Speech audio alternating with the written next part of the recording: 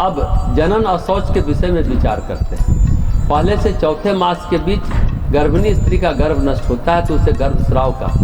प्रथम 3 माह में गर्भस्राव होने पर गर्भिणी को 3 रात तथा चौथे मास में गर्भस्राव होने पर अहोरात्र एक सूर्योदय से दूसरे सूर्योदय तक का अशौच होता है। पिता केवल स्नान कर लेने से ही शुद्ध हो जाता है। 5वें और 6वें मास में यदि गर्भ का नाश हो जाए तो उसे गर्भपात कहते हैं।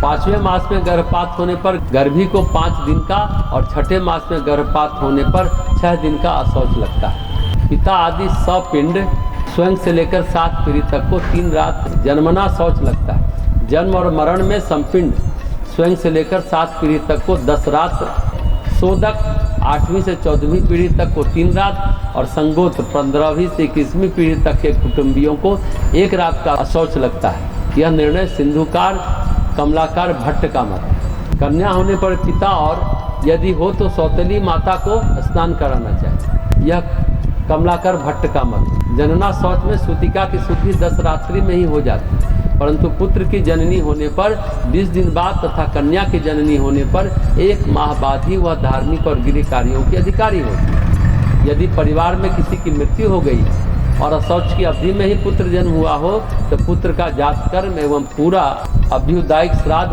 आदि अशौच के बाद ही करना चाहिए। पिता यदि प्रदेश में हैं और अशौच काल बीतने पर पुत्र जन्म की सूचना मिले तो वह मात्र स्नान कर लेने से ही शुद्ध हो जाता है। यदि मरा हुआ बालक पैदा हो तो भी जन्म की ही भांति अशौच होता है।